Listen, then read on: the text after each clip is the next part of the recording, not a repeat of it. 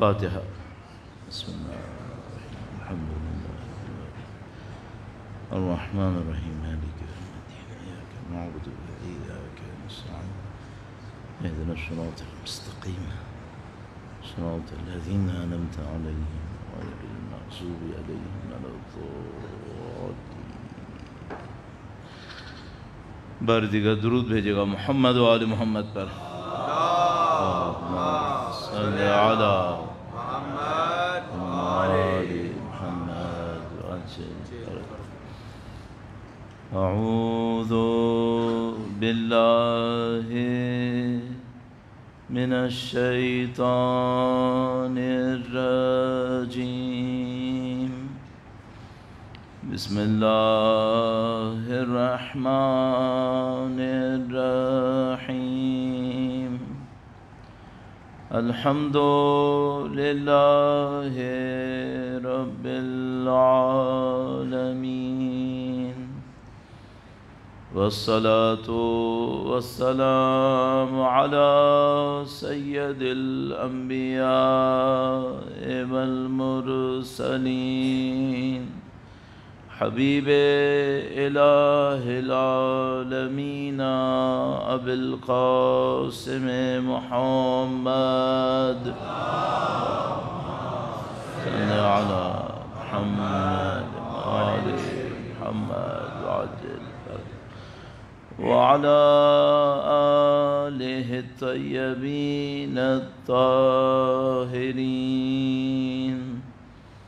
سیما بقیت اللہ فی الارضین۔ قال اللہ تعالی فی کتابہ الکریم، بسم اللہ الرحمن الرحیم۔ ام حسبت ان اصحاب الكهف والرقیم كانوا من آیاتنا عجبا۔ درود بھیجے گا محمد و آل محمد۔ صلی علی محمد و آل محمد وعجل فرجہ۔ خدا متعال کا انتہائی شکر ہے، انتہائی احسان، پروردگار عالم نے کروڑوں اربوں انسانوں کو، جن کو قیامت کے دن بہت سارے حقائق پتہ چلیں گے، خدا نے آپ کو اور ہمیں اسی دنیا میں ان حقیقتوں کو سمجھنے کا موقع دیا۔ جو چیزیں لوگ میدان حشر میں جا کے سمجھیں گے، سید الشہداء کا کیا مقام ہے، بی بی سیدہ کا کیا مقام ہے، خدا نے آپ کو اور ہمیں توفیق دی کہ یہیں پہچان دیں۔ اللہ نے عزاداری سید الشہداء کے پیچھے جو عظیم الشان حقیقتیں رکھی ہیں، اس کو بہت سارے لوگ مرنے کے بعد، میدان حشر میں جانے کے بعد سمجھیں گے۔ خدا نے آپ کو توفیق دی، ہمیں توفیق دی کہ اس کے ایک ذرے کو ہم اسی دنیا میں رہتے ہوئے سمجھنے کی کوشش کریں۔ اللہ کی دی ہوئی ان بے پناہ نعمتوں کا شکر بجا لانے کے لیے، ان میں جو رکاوٹیں دشمنوں کی طرف سے آتی ہیں، ان تمام کے خاتمے کے لیے تمام عزاداران سید الشہداء کی سلامتی، مزید توفیقات، عزاداری کی قبولیت اور بالآخر امام عصر کی تشریف آوری کی تعجیل کے لیے درود بھیجے محمد و آل محمد۔ محمد آل محمد وعجل فرجہ۔ اس سے پہلے مولانا صاحب نے انتہائی بلیغ انداز میں بہت سارے حقائق بیان کیے، امام کی روایتیں بیان فرمائیں، اور یہ بات مختلف طریقوں سے اہل بیت اطہار علیہ السلام کی روایات کو دیکھتے ہوئے عرفاء، فقہاء، علماء بیان کرتے رہے کہ اگر کوئی انسان اپنے اندر، خدا نہ کرے نعوذ باللہ، کبھی اس بات کو احساس کرے کہ وہ اللہ کی بندگی نہیں کر پا رہا۔ کبھی ہوتا ہے انسان کے نفس کے اندر ایک موقع آتا ہے، جیسے زمینوں کے اوپر قحط آتی ہے، اسی طرح بعض اوقات انسانوں کے دلوں پہ بھی قحط آتی ہے، نہیں نماز پڑھنے کا دل چاہتا، نہیں قرآن پڑھنے کا دل چاہتا، کبھی ہوتا ہے انسان کے اوپر۔ تو بیان کرتے ہیں کہ اگر خدا نہ کرے نعوذ باللہ تعالیٰ کبھی ایسی حالت میں بھی کوئی آئے اور بس اتنا کر لے کہ امام کے غم پہ رو لے. آیت اللہ بہجت کا ایک جملہ مجھے یاد آتا ہے، فرماتے تھے گناہوں کے پہاڑ چند آنسوؤں سے ختم ہو سکتے ہیں. گناہوں کے پہاڑ، دل کی بے توفیقی چند آنسوؤں سے ختم ہو سکتی ہے. یہ نعمت نہیں ہے خدا تعالیٰ نے ہمیں دے دی. خدا تعالیٰ نے ادائے سید الشہداء میں مشغول کر دیا. زندگی تو گزر ہی جانی ہے، لیکن خدا تعالیٰ نے اس پاکیزگی کے ساتھ گزارنے کا موقع نصیب کیا ہے. ایک بار پھر اس نعمت کا شکر بجا لانے کے لیے، جس کے نتیجے میں خدا انشاءاللہ اضافہ فرمائے گا، درود بھیجے گا، محمد و آل محمد صلی علی محمد و آل محمد وعجل فرج.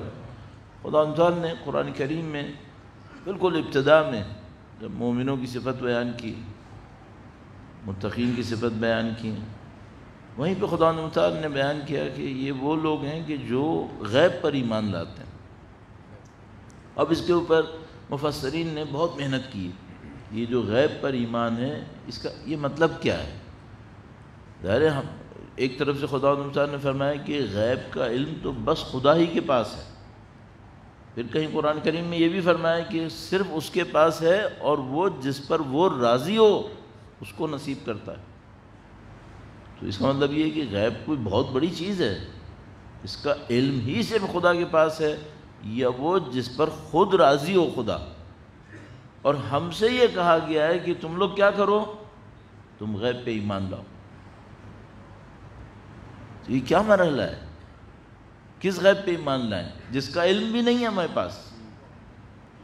اتنی بڑی کوئی چیز ہے، اتنا بڑا کوئی معاملہ ہے، تو اگر واقعاً ایسا ہو تو پھر اس چھت کے نیچے کتنے لوگ ہوں گے جو غیب پہ ایمان لائے ہوں گے؟ کتنے لوگوں کے پاس ہوگا؟ تو میں ذہن اس میں کسی موقع کے اوپر بہت الجھ گیا کہ یہ غیب ہے کیا. پھر ایک اور معاملہ بھی ہے، وہ یہ کہ ہم بہت ساری دینی باتوں کو قبول کرتے ہیں، زندگی پہ اثر کب آئے گا، زندگی پہ اثر کیسے آئے گا؟ مثال آپ کی خدمت میں بہت واضح عرض کرتا ہوں، درود بھیجے گا، محمد و آل محمد صلی علی محمد و آل محمد وعجل فرجہ. اب کوئی مسلمان ہو تو کیا کوئی شک ہے کہ قرآن کریم کی اہمیت ہے؟ ظاہر مسلمان ہوگا ہی وہ جو پہلے نبی کے اس معجزے کو پہچانے گا، نبی کے اس معجزے پر ایمان لائے گا، تو اللہ کی نبی کی نبوت کو قبول کرے گا. یہیں سے معاملہ شروع ہوگا، کیونکہ ہم لوگ اللہ کے نبی کے دور میں نہیں تھے کہ ہم نے اللہ کے نبی کے حکم پر ایک بہت بڑے درخت کو ہلتے دیکھا ہو، ہم نہیں تھے وہاں. لیکن جو اللہ کے نبی کا معجزہ ہم نے اپنی آنکھوں سے دیکھا ہے وہ قرآن کریم ہے. یہ قرآن کریم ہے، ہمارے ہاتھ میں معجزہ ہے. اب ایک سوال ہے میرے پاس، اس معجزے کا ہماری زندگی پر اثر کہاں ہے؟ وہ اثر ہونا کیا چاہیے؟ اب ایک اثر بہت سادہ سا یہ ہے کہ بھئی آپ کہیں جا رہے ہیں، آپ کو کوئی احساس ہوا کہ بھئی کوئی میرے اوپر نہیں معلوم جادو کر رہا ہے، فتنہ کر رہا ہے، ٹونا کر رہا ہے، آپ نے معوذتین پڑھنا شروع کر دیا، بس یہ قرآن کا اثر ہے یا کچھ اور ہے؟ وہ جو اور ہے وہ کیا ہے؟ وہ اثر میں اپنے اندر کیسے لاؤں؟ تو یہ ایک بہت سادہ سی مثال ہے جس میں ہمیں سمجھ میں آتا ہے، اور آپ اور میں جانتے ہیں کہ اس معاملے کے اندر، اس پہلی مثال کے اندر ہم لوگ بہت سارے لوگ اسی مشکل میں مبتلا ہوں گے کہ نہیں معلوم قرآن کا وہ اثر ہم پر ہے کیا. اور میرے خیال میں بہت سارے لوگوں نے جستجو بھی شاید نہ کی ہو زندگی کے اندر. تو میں اپنے آپ سے سوال کرتا ہوں، غیب پہ ایمان لانا ایمان کا جز ہے یا نہیں ہے؟ پہلے صفحے میں لکھا ہے یؤمنون بالغیب. اس غیب پر ایمان کا میری زندگی پر اثر کیا ہے؟ کہاں ڈھونڈوں اس کا اثر؟ تو میں کوشش یہ کروں گا، توفیق خدا متعال کی طرف سے حاصل رہی، انشاءاللہ سید الشہداء نظر لطف فرمائے، انشاءاللہ آپ بھی دعا کیجیے گا کوشش یہ کریں گے کہ یہ جو اس طرح کا معاملہ ہے اس کو اپنی زندگی میں ڈھونڈنے کی کوشش کریں، یہ ہم پر کیسے اثر ڈالے گا اور اس کا اثر ہماری زندگی کی کن کن چیزوں پر ہوگا۔ اب آج میں شروع کرنے کی کوشش کرتا ہوں، اللہ مالک ہے انشاءاللہ چند دن ہمارے پاس ہیں، اس کو بیان کریں گے اور میں آپ کی خدمت میں اس لیے عرض کروں گا تاکہ خود سیکھوں، اور جو زندگی میں کچھ ایام باقی رہ گئے ہیں اس پہ عمل کرنے کی کوشش کروں انشاءاللہ تعالی، اور آپ سے بھی یہی درخواست التجا کروں گا۔ درود بھیجے گا محمد و آل محمد، صلی علی محمد آل محمد عاجل فرج۔ یہ میں ذہن میں سوال کب سے آنا شروع ہوا، تھوڑا سا بیک گراؤنڈ عرض کر دیتا ہوں، دیر تو کافی ہو گئی، یعنی تقریباً 8:30 بجے ہمیں شروع کرنا چاہیے تھا اور 9:30 بجے تک ظاہر ہے آپ لوگوں نے گھر چلے جانا چاہیے تھا، لیکن پھر بیچ میں تھوڑا سا ہماری فلائٹ آتے آتے بھی دیر ہوئی، گھر یعنی یہاں پہنچتے پہنچتے پھر پتہ چلا کہ ایک مجلس بیچ میں آ رہی ہے تو وہ ظاہر ہے کہ پھر وہ ہوئی۔ اب آپ میں سے کچھ لوگوں کو نے پروگرام بنایا ہوگا کہ بھائی 9:30 بجے ہمیں یہاں سے نکل جانا ہے۔ اب میرے پاس 2 راستے ہیں، ایک تو یہ کہ میں ان کے پروگرام کو فالو کروں اور 9:30 بجے ختم کر دوں، ایک راستہ یہ ہے، میرا دل بھی نہیں مانتا کہ بھئی میں بھی اتنی محنت کر کے آیا ہوں یہاں تک، اور اب میں اس کا بیچ کا ایک راستہ نکالتا ہوں، بیچ کا راستہ یہ نکالتا ہوں کہ بھئی اگر کسی نے 9:30 بجے جانے کا پروگرام بنایا تھا تو ہم نے کسی کو روکا ہے کیا؟ نہیں روکا تو نہیں ہے، جو 9:30 بجے جانا چاہتا ہے وہ بہت سکون سے چلا جائے، باقی یہ ہے کہ ریکارڈنگ تو ہو رہی ہوگی وہ بعد میں دیکھ لے، اگر کوئی پوائنٹ مس بھی ہوگا تو وہ دیکھ لے، اور جو لوگ بیٹھ سکتے ہیں وہ بیٹھ جائیں گے۔ تو مجلس میں سب سے اچھی بات یہ ہے کہ نہ کسی کے آنے پہ بندش ہے نہ کسی کے جانے پہ بندش ہے، یہ تو ایک آزاد پلیٹ فارم ہے۔ اللہم صلی علی محمد آل محمد عاجل فرج۔ ہمیں خود لوگوں کے وقت کا واقعاً احساس رہتا ہے، خود بھی کوشش کرتے ہیں کہ دیر سویر نہ ہو، لیکن بہرحال اس کا حل میں نے آپ کی خدمت میں عرض کر دیا، تو اب کوئی پریشانی میں نہ رہے کہ بھئی مجھے اٹھ کے جانا ہوا تو کیا ہوگا، کچھ نہیں ہوگا، ہم نے تو خود کہا ہے آپ کی خدمت میں، ٹھیک ہے، باقی جو تھا وہ ہم اپنی ڈیوٹی بھی پوری کر لیں گے انشاءاللہ تعالی، ٹھیک ہے۔ ایک بار پھر درود بھیجے گا محمد و آل محمد پر، اللہم صلی علی محمد آل محمد عاجل فرج۔ قم میں طالب علم تھا 1984 سے، ایک دو سال قم کے باہر ایک مدرسے میں پڑھتا تھا، پھر تقریباً 86 میں قم میں آ گیا تھا، تو تقریباً 84 سے 1996 تک، اب مجھے یہاں سے کچھ بچے بیٹھے ہوں گے جو پیدا ہوئے ہوں گے 1996 میں، یہ بہرحال 1984 سے 96 تک میں نے دینی تعلیم حاصل کی تھی، اللہ کا کرم ہے الحمدللہ رب العالمین۔ اگر میں دوبارہ کوئی ٹائم مشین میں مجھے لے جائے 1984، خدا شاہد ہے ممبر پہ بیٹھ کے کہہ رہا ہوں، مولا کا علم پیچھے لگا ہے، یہی کروں گا، دوبارہ طالب علم ہی بنوں گا، کیونکہ میں نے 40 سال میں تقریباً ایک بات سیکھی ہے، اس سے بڑھ کر شرف کوئی نہیں ہے کہ میں ذکر سید الشہداء کروں، اس سے بڑھ کر شرف وہ اللہ ہے، اس سے بڑھ کر نہیں۔ درود بھیجے محمد و آل محمد۔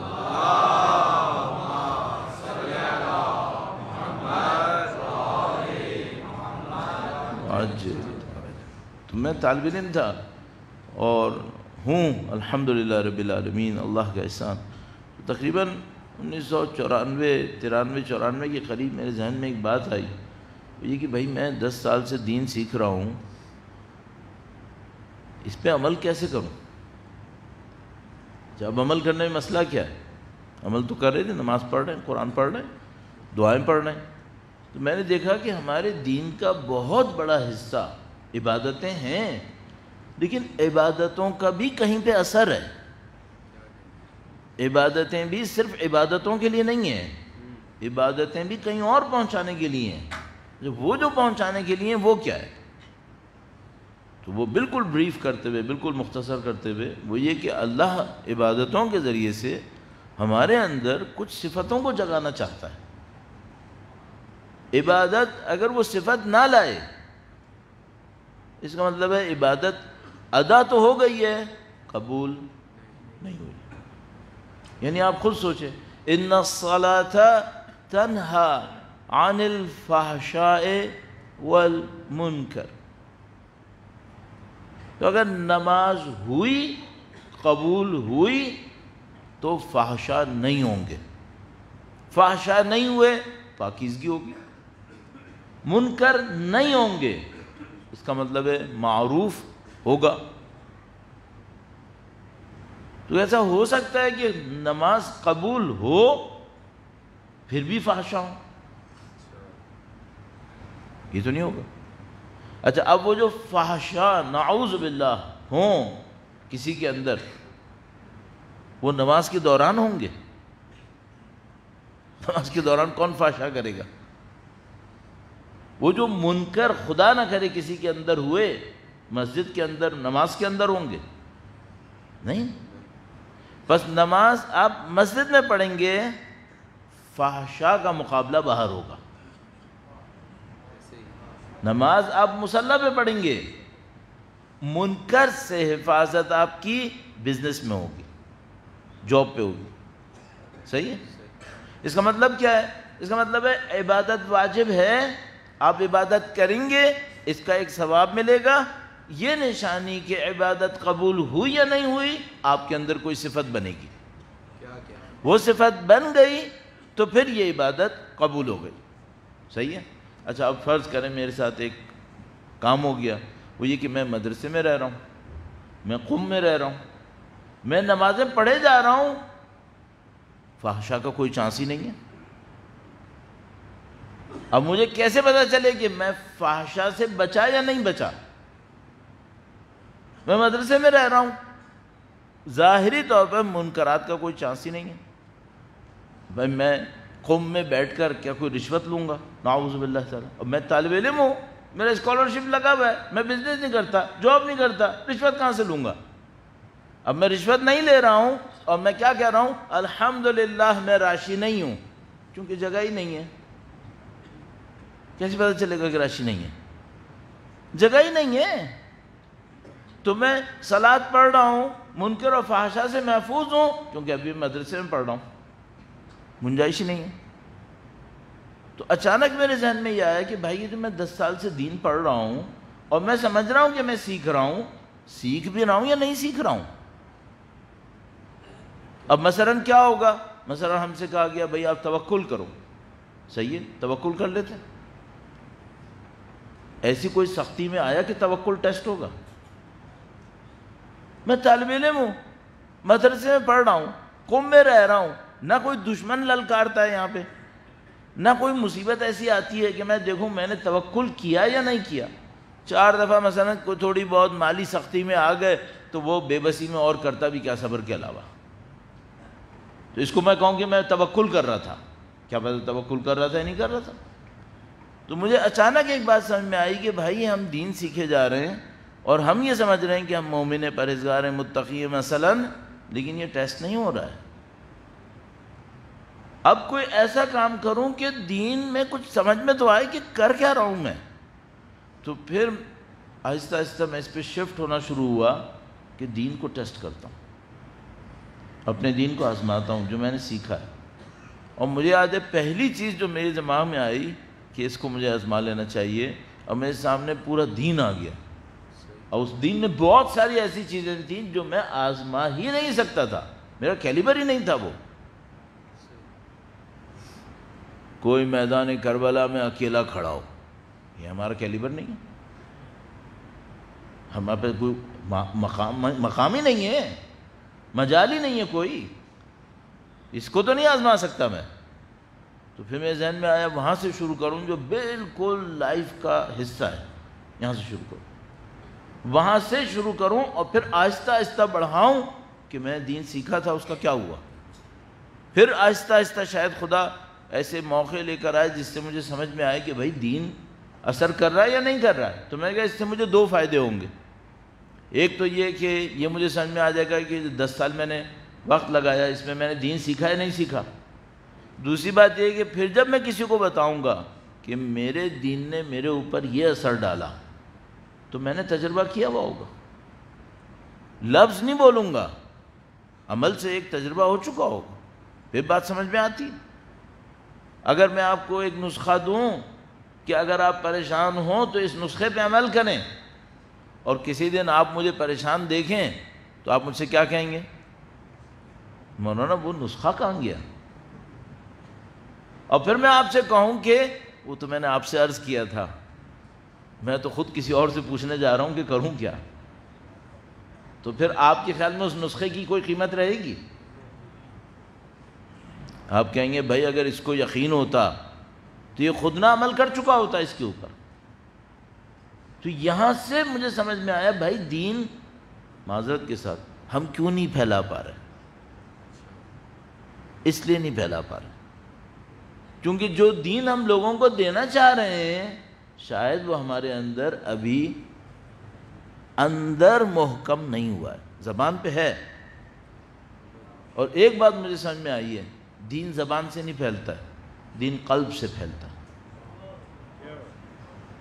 کونوا دعاۃ للناس بغیر السنتکم، تم لوگوں کے درمیان مبلغ بن جاؤ اپنی زبان کے بغیر۔ اس کا مطلب کیا ہے؟ اس کا مطلب ہے دین زبان سے نہیں پھیلتا، دین لہجوں سے نہیں پھیلتا، دین تقریروں سے نہیں پھیلتا، دین خطابت سے جس معنی میں ہم لوگ کہتے ہیں اس سے نہیں پھیلتا۔ دین کس سے پھیلتا؟ دین پرہیزگاری سے پھیلتا۔ آپ نے شاید تجربہ کیا ہو اور شاید نہ کیا ہو، آج کے ماحول میں گم ہونے کی وجہ سے ہم لوگوں کے اجداد میں یہ بہت تھا کہ کوئی شخص پرہیزگار ہوتا تھا، نہ وہ مولوی ہوتا تھا، نہ وہ خطیب ہوتا تھا، نہ وہ اہل منبر ہوتا تھا، نہ حتیٰ نوحہ خان، مرثیہ خان، سوز خان، سلام خان ہوتا تھا، لیکن دین پھیلاتا تھا۔ دین پھیلاتا تھا۔ کیسے دین پھیلاتا تھا؟ صبح شام کی زندگی اس کی دین پھیلاتی تھی، لوگ اسے دیکھتے تھے اور لوگوں کو خدا یاد آتا تھا۔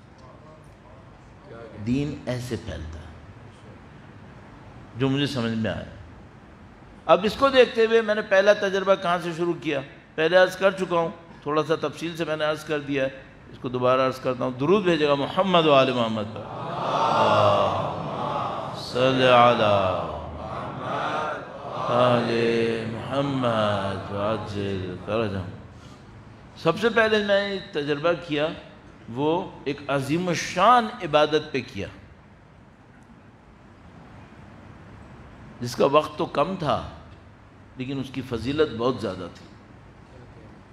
سوچو کوئی ایک عبادت ہو جس میں وقت لگے 1 منٹ اور ثواب ہو 1000 رکعت نافلہ سے زیادہ۔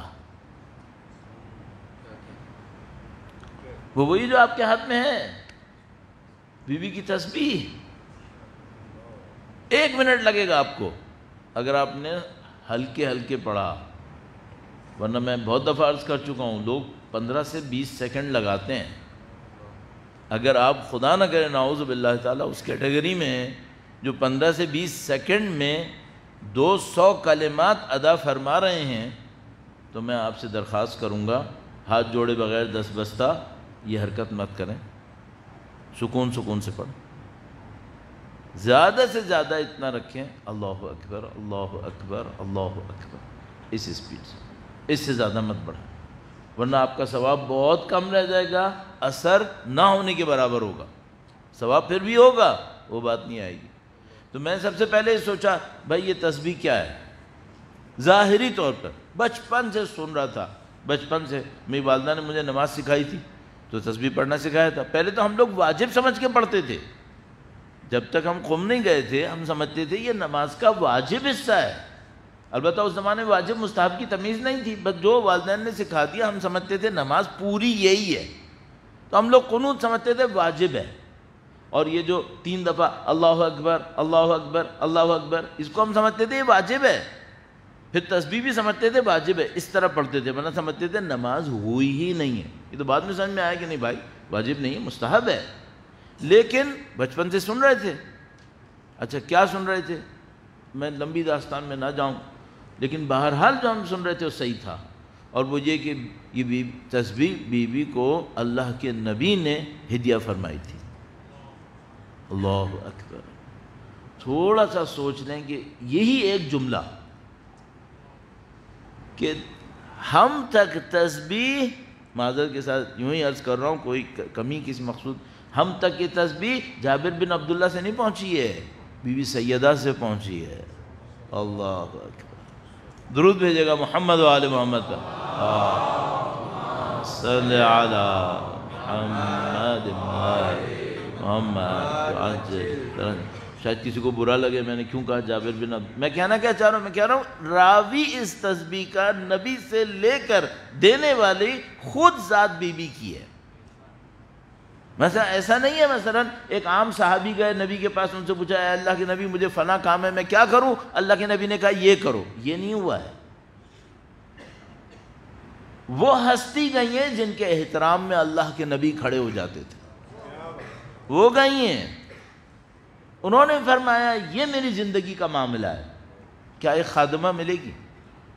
اللہ کے نبی نے کہا کہ نہیں، اس سے بڑھ کر دوں گا، اس سے بڑھ کر دوں گا۔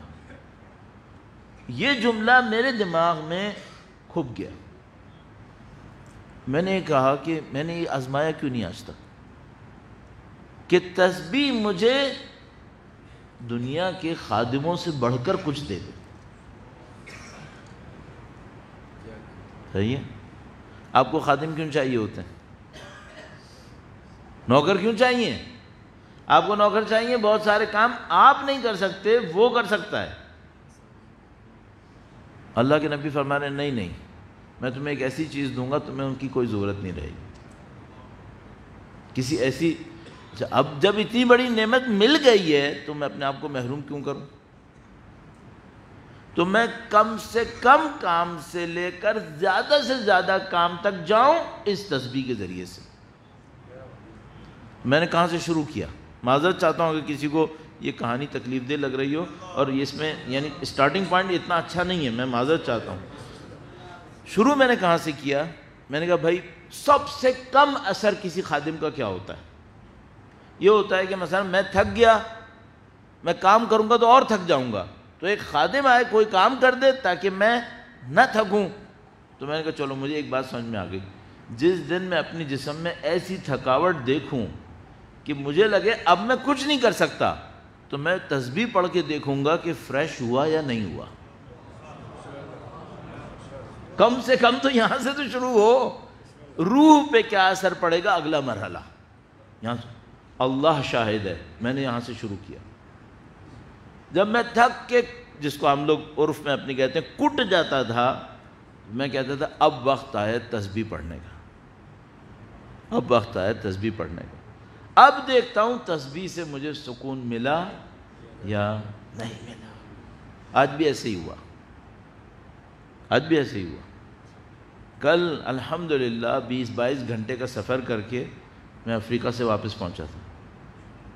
کل کے جو کام کاج تھے وہ نپٹائے، آج صبح سے نکلا ہوا تھا، اس جگہ پہ اس جگہ پہ ایک ڈرامے کو جھیل رہا ہوں، دشمنوں کی طرف سے ایک کارروائی ہوئی ہے، خبر آپ کو شام تک، رات تک، کل تک مل جائے گی، اس کو جھیلتا رہا، پھر فلائٹ میں بیٹھا، پھر یہاں پہ اترا، ایئرپورٹ سے یہاں تک آتے آتے 1.25 گھنٹہ لگا، تھک کے کٹ گیا۔ اب مجلس بھی پڑھنی تھی۔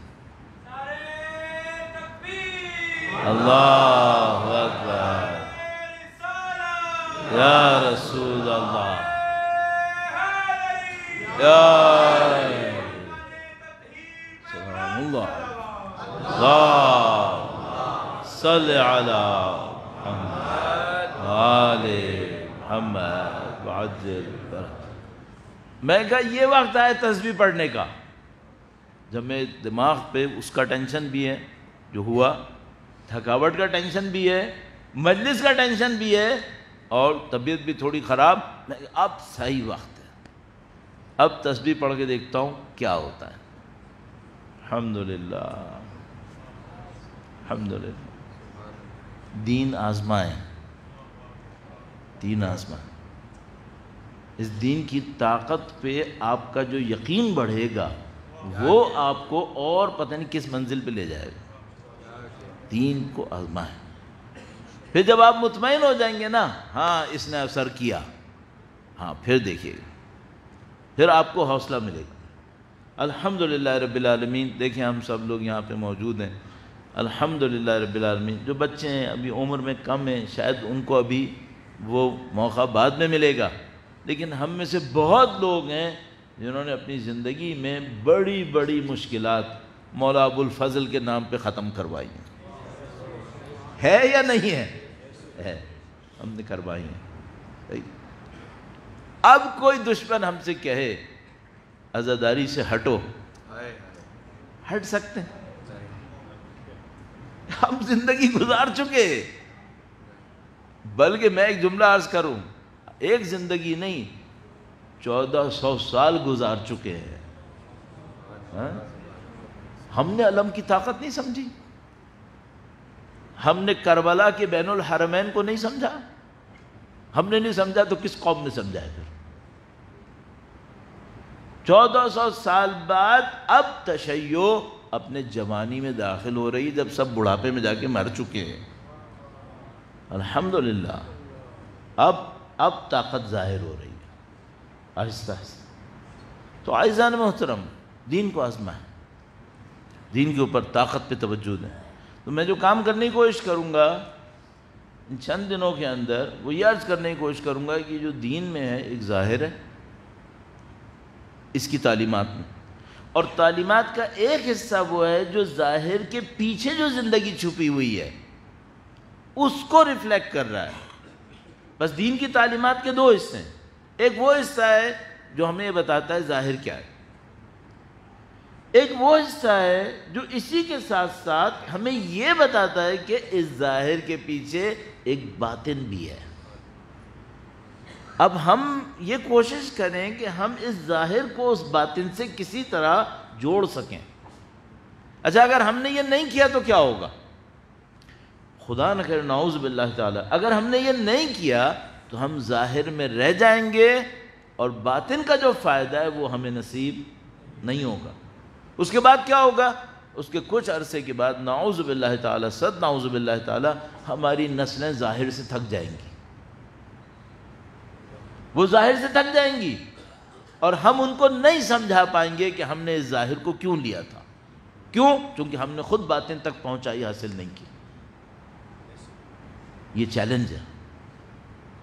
گزشتہ نسلوں کے اندر یہ خوبی تھی یا وہ لوگ کمی تھی کہ وہ ظاہر پہ عمل کرتے تھے، باطن تک نہیں بھی پہنچتے تھے، وہ اس کو چینج کرنے کے موڈ میں نہیں تھے. اب ایسا نہیں ہے. اب یہ جتنے بچے یہاں بیٹھے ہیں، حتیٰ بزرگ بچے جتنے بھی لوگ بیٹھے ہیں، یہ سب لوگ آئیڈیالوجیز کے چوراہے کے اوپر بیٹھے ہوئے ہیں. ہر روز ایک آئیڈیالوجی آ رہی ہے، ہر روز ایک نیا چیلنج آ رہا ہے، دین کے نام پر، بے دین کے نام پر، کہیں اقتصاد کے نام پر، کہیں معیشت سیاست کے نام پر، کہیں معاشرے کے نام پر. اگر یہ باطن تک نہیں پہنچے اور وہ اصلی اثر نہیں ملا، کب تک ظاہر کو لے کے چلیں گے؟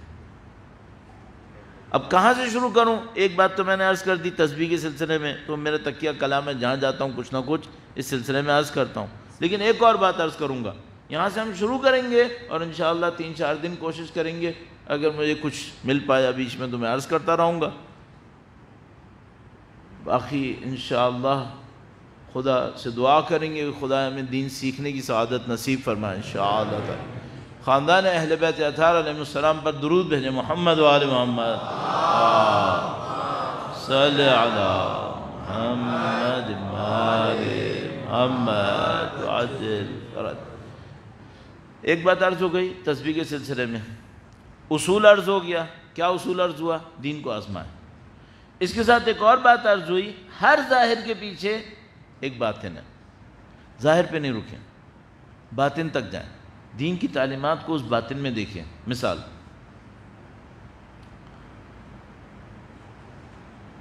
دنیا کی کوئی بھی نعمت ملے، اچھا بولنے والے جنرلائزیشن کے ماہر ہوتے ہیں، ساری دنیا میں ایک دم کہہ دیتے ہیں یہ سوچے بغیر کہ بھئی ساری دنیا بہت بڑی ہوتی ہے. مثلا کوئی آپ کے ہاں پاکستان میں ایک پل بنا ہوا دیکھے تو وہ کھٹ سے کہہ دے گا ایشیا کا سب سے بڑا پل ہے. اچھا تمہیں پتہ ہے ایشیا میں کون کون سے ملک ہیں، کتنے پل بنے؟ نہیں. تو پھر جنرلائزیشن کیوں کی؟ یوں ہی بولنے کی. اب میں نے کیا کر دیا؟ میں نے جنرلائزیشن کر دی. دنیا کی ساری نعمتیں، اب کوئی مجھ سے کہتے ہیں بتائیں نعمتیں کتنی ہیں؟ نہیں مجھے نہیں پتا، لیکن مجھے ایک قانون سمجھ میں آ رہا ہے. وہ کیا ہے؟ دنیا کی ساری نعمتیں اینڈ میں اگر ایک چیز نہ دیں تو وہ نعمت نہیں رہتی. کوئی بھی نعمت لے لو دنیا کی ساری نعمتیں اگر اینڈ میں اس نعمت سے ہمیں سکون نہ ملے پھر وہ نعمت نہیں ہے، وہ پھر زحمت ہی زحمت ہے.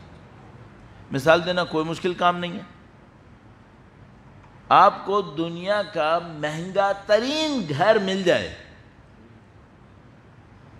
اور آپ کو کہہ دیا جائے کہ یہ آپ کا ہو گیا، اتنے سال کے لیے ہو گیا، سب کچھ ہو گیا، ایک شرط ہے، جب تک اس میں رہو گے سکون نہیں آئے گا. ہاں بھائی، شفٹ ہونے کو تیار ہے؟ ایک طالب علم تھا، ظاہراً مجھے یاد آتا ہے آیت اللہ مشکینی نے واقعہ سنایا تھا. کہنے کہ ایک طالب علم تھا، وہ کسی نے مثلاً کسی استاد نے کہا کہ بھئی جو خدا سے مانگو ملے گا، کیوں نہیں ملے گا، یہ طریقہ. اس نے کہا کہ مولانا یہ طریقہ کنفرم ہے آقا؟ انہوں نے کہا ہاں کنفرم ہے، جو مانگتا ہے ملتا ہے. وہ گیا ایک دعا کے پیچھے پڑ گیا، پھر آ کر اپنے استاد سے کہا استاد میں نے آپ کی بات سمجھ لی ہے، میں اس کو استعمال کر رہا ہوں، میری ایک دعا ہے، مجھے وہ دعا چاہیے. انہوں نے کہا مت کرو، کوئی ڈھنگ کی چیز مانگو، یہ کیا پاگل پنا ہے؟ کہنے لگا نہیں مجھے یہی چاہیے. کہا دیکھو میں تم کو ہوشیار کر رہا ہوں، نہیں کرو یہ کام، یہ تمہارے لیے فائدہ مند نہیں ہوگا. کیا چاہیے؟ مجھے مرسیڈیز بینز چاہیے. قوم کا طالب علم جس کا شہریہ 20 تاریخ تک نہیں چلتا، وہ ایک عبادت کا عمل کر کے خدا سے کیا کہہ رہا ہے؟ مجھے مرسیڈیز بینز چاہیے. ایرانی اس کو بینز کہتے ہیں، ہم لوگ مرسیڈیز کہتے ہیں، کیونکہ ایرانیوں کے اس کے کارخانے میں شیئر تھے تو ایران میں بنتی تھی، وہاں سب سے بڑی گاڑی وہی سمجھی جاتی تھی. اس نے کہا مجھے چاہیے. اب ان کا استاد سمجھا رہا ہے بیوقوف انسان، تمہیں مانگنا ہے کوئی معنویت مانگو، کوئی نماز شب مانگو، کوئی اولاد صالح مانگو، کوئی خدمت مانگو، یہ کیا مانگتے ہو تم؟ کہنے لگا نہیں مجھے یہ چاہیے. کہنے لگا ٹھیک ہے پھر انجام تم ہی دیکھنا. انہوں نے یہ بتایا ایک ایکسیڈنٹ میں اپنے اہل خانہ سمیت فوت ہوا اسی گاڑی میں.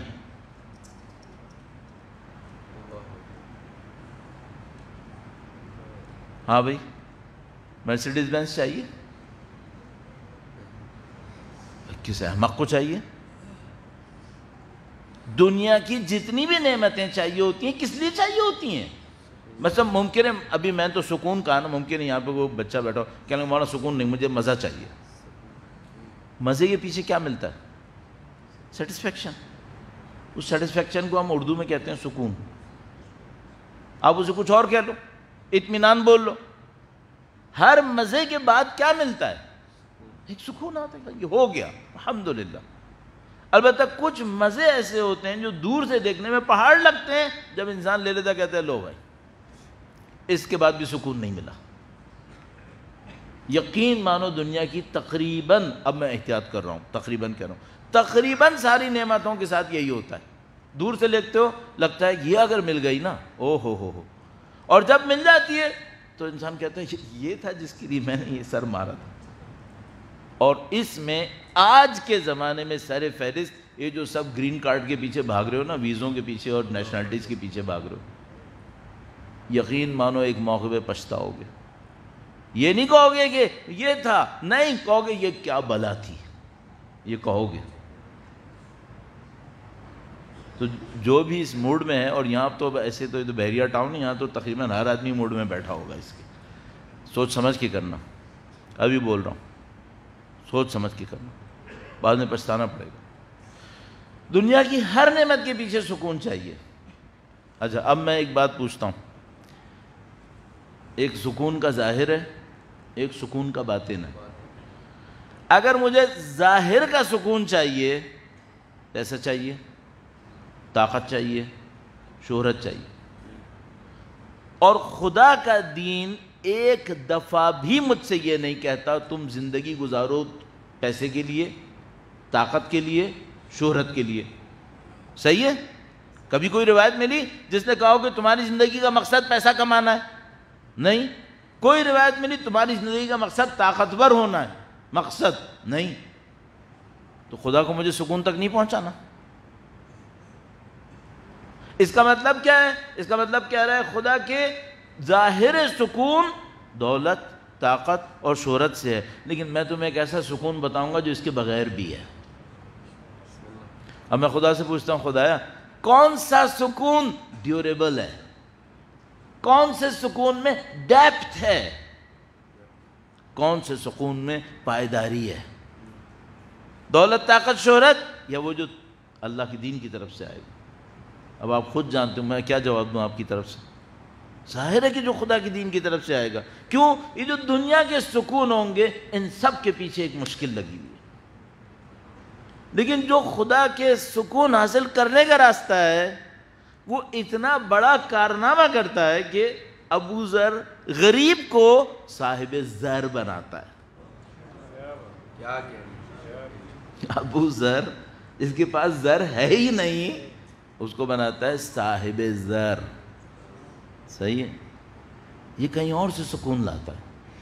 یہ سکون کہاں سے لاتا ہے؟ اگر آپ کو اور مجھے یہ چیزیں سمجھ میں آ جائے نا کہ ظاہر کے پیچھے باطن کیا ہے، البتہ ظاہر ہے کوشش کریں خدا سمجھائے گا، تو ہم لوگ ایسے فارمولاز تک پہنچ جائیں گے انشاءاللہ جن کی خاطر ہمیں اپنے آپ کو دنیا میں ملوث ہونے کا مطلب ایسے تو مشغول ہونا ہے، لیکن ملوث میں عربی کا مطلب ہوتا ہے گندا کرنا. لوس یعنی گندگی، بے لوس یعنی کسی بری نیت کے بغیر، بے لوس. تو ملوث ہونے کا مطلب کیا ہوتا ہے؟ گندگی میں اپنے آپ کو ڈالنا. تو اگر ہمیں یہ پتہ چل جائے کہ خدا جو ہمیں سکون دینے والا ہے وہ کیسے دینے والا ہے، تو ہمیں گندگی دنیا کے اندر اس کے لاس میں اپنے آپ کو ملوث نہیں کرنا ہوگا، پھر بھی سکون ملے گا، پھر بھی سکون ملے گا. صحیح. اس فارمولے کو تھوڑا سا ٹچ کرتے ہوئے آج یہیں بھی اختتام پذیر کرتے ہیں. درود بھیجے گا محمد و آل محمد پر. صلی علی محمد. آج دنیا کے ہر فارمولے میں، پھر میں نے جنرلائزیشن کر دیا لیکن یہ صحیح ہے، دنیا کے ہر فارمولے میں لینا ہوتا ہے. اللہ کے تقریباً تمام فارمولوں میں لینا ہوتا ہے. یہ سب سے بڑا فرق ہے. لینے میں یہ چانس ہے کہ حق لیاؤ یا باطل لیاؤ. دینے میں یہ چانس تقریباً ختم ہے کہ باطل دیاؤ. حق ہی دے گا. اب مجھے سکون چاہیے تو سکون کہاں سے دوں؟ اگر دنیا میں ہوا تو دولت لینی ہے، شہرت لینی ہے، طاقت لینی ہے، اور کسی کو محروم کرنا ہے. دیکھ لو دنیا میں 2% کے پاس جو ویلتھ ہے وہ تقریباً 80% کے پاس نہیں ہے.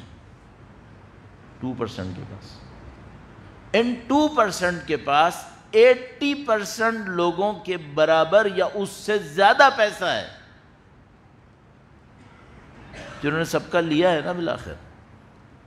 یہ ہوتا ہے. اچھا شہرت، 24 کروڑ انسانوں کی ایک آبادی کے اندر اگر کوئی مشہور ہوا ہے تو کتنے مشہور ہوں گے؟ 24 کروڑ؟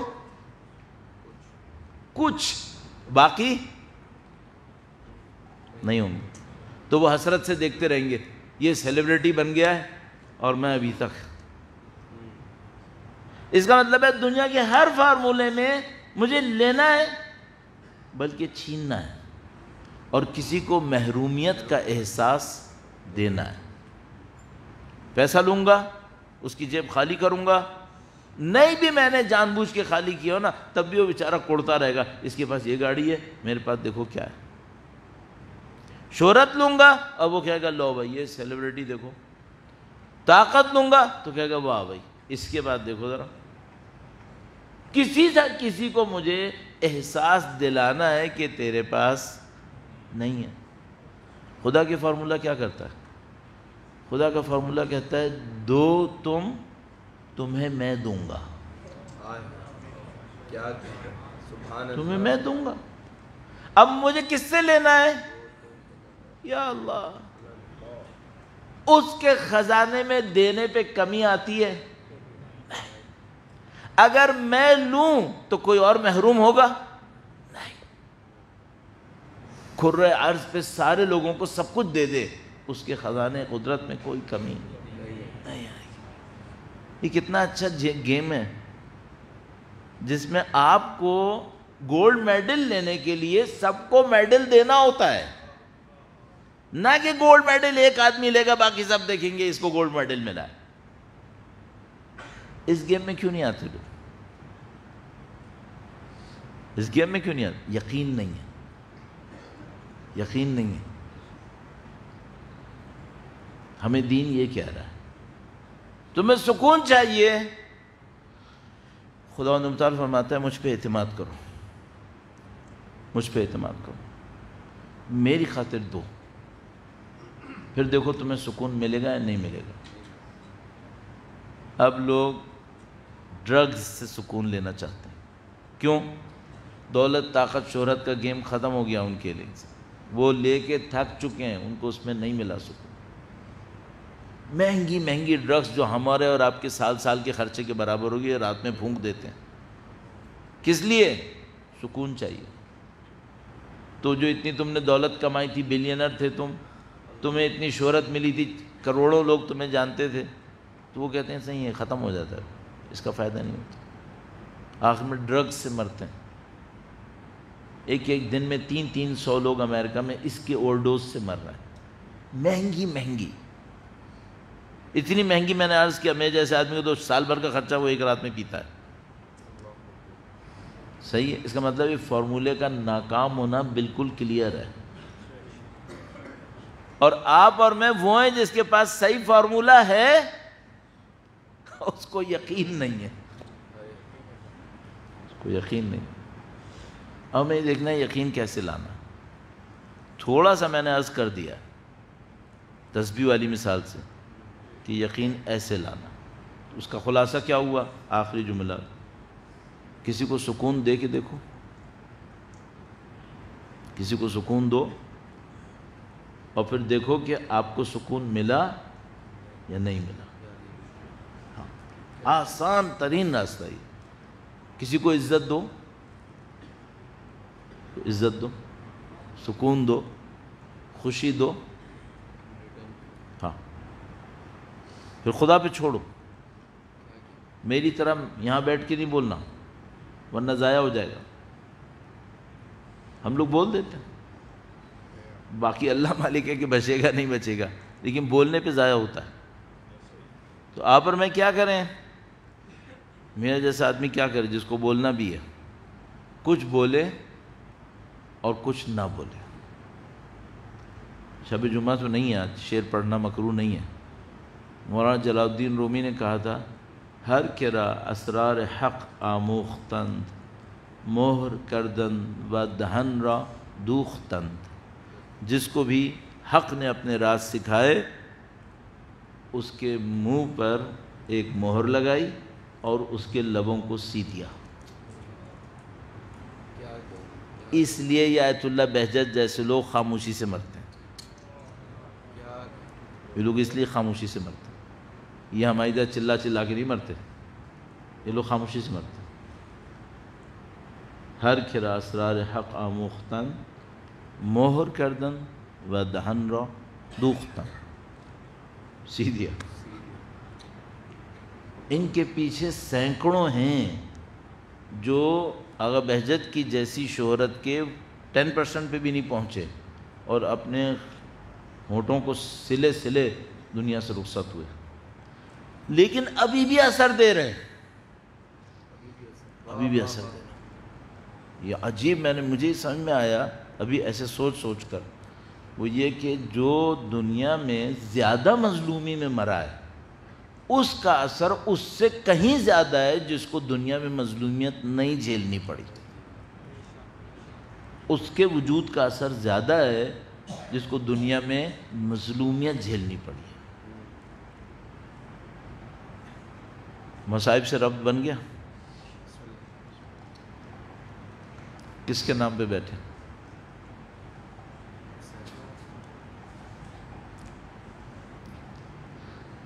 جس کو کفن بھی نہیں ملا اس کے نام پہ بیٹھے، کیوں روئے؟ اللہ اکبر، یہ کیسی دنیا ہے؟ آج جس کے روضے پہ 6 کروڑ آتے ہیں، کل وہ اپنے شیرخوار کو لیے کھڑا تھا۔ اللہ، آج اس کے ماننے والے 70 کلومیٹر پر دنیا کی ہر چیز لے کے کھڑے ہوتے ہیں کہ کوئی حسین کا ماننے والا یہاں سے گزرے تو ہم اس کو دیں۔ اور کل امام مظلوم کے بچے ایک شہر سے دوسرے شہر جاتے تھے، یا پانی مانگتے تھے یا چادر مانگتے تھے، اور دینے والا کوئی نہیں تھا۔ یہ دنیا کیسی دنیا ہے؟ اللہ اکبر۔ انسان ہر کام کرنے کے بعد، مثلا اپنی زندگی میں کوئی مجاہد ہو، دین کے لیے شمشیر چلائی ہو، سب کچھ کرنے کے بعد اپنے آپ سے مثلا پوچھتا ہے تم نے شمشیر چلا لی؟ کہتے ہیں کوئی مسئلہ نہیں ہے، میں نے شمشیر چلا لی، لیکن میں آپ زیادہ سخت مسائل تو مجھے آتے ہی نہیں ہیں۔ سارے مسائل جھیلنے کے بعد انسان جب اس کے بیوی بچوں پہ بات آتی ہے نا تو پیچھے ہٹ جاتا ہے، کہتے نہیں خدا ہے بس تو جان میں ہوں، میرے بیوی بچے نہیں۔ اور امام حسین وہ ہے جو وہ بھی لے کر آ گئے میدان کے اندر۔ بس ایک جملہ اور عرض کروں، امام نے کہا کہ خدایا بچوں کو میں لاؤں گا، عورتوں کو سجاد دے کر آئے گا۔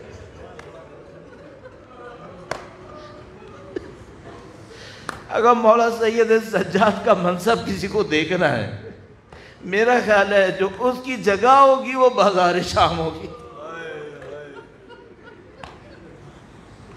اللہ اکبر۔ پتہ نہیں کیوں میں خود شاید جرأت بھی کرنا چاہتا ہوں، پتہ نہیں کیوں اپنے اوپر اتنا زور ڈالتا ہوں کہ بازاروں کے مصاحف پڑھوں، وہ اللہ نہیں پڑھ پاتا، نہیں پڑھ پاتا۔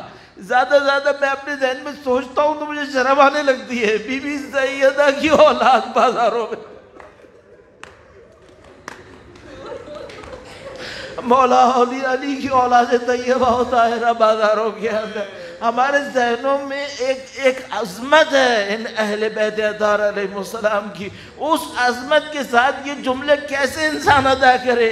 آخری جملہ عرض کروں گا، جب شام غریبہ میں بی بی زینب سلام اللہ علیہا امام حسین کی یتیمہ تک پہنچی، اور یتیمہ نے جیسے ہی بے ہوشی سے آنکھ کھولی کہا اے بھوپی اماں کیا کوئی چادر ملے گی؟ میرے سر پہ چادر نہیں ہے۔ بھوپی نے کیا کہا؟ بھوپی نے کہا اموں کے مثلوگ تیری بھوپی بھی تیری طرح ہے۔ یہاں شام غریبہ شروع ہوئی ہے، اب کوفہ جانا ہے، کوفے کے بازاروں میں جانا ہے، درباروں میں جانا ہے۔ ادھی تو ہم مر جاتے ہیں نا، ہم نہیں دیکھ پاتے، لیکن بس مجھے اتنا پتا ہے یہ جو 18 سر نیزوں پہ لگے تھے یہ دیکھ رہے تھے۔ الا لعنت اللہ علی القوم الظالمین وسیعلم الذین ظلموا ای منقلب ینقلبون۔ پروردگار تو جانتا ہے، پاک پروردگار تجھے واسطہ نبی اولاد نبی کا اس خلیل کو اپنی بارگاہ میں قبول فرما۔ خداوندہ تو یہاں پہ موجود لوگوں کی مشکلات کو جانتا ہے، مسائل کو جانتا ہے، تجھے مولا باب الحوائج کا واسطہ ان مشکلات کو اپنے در سے میں تمام مشکلات کو حل فرما۔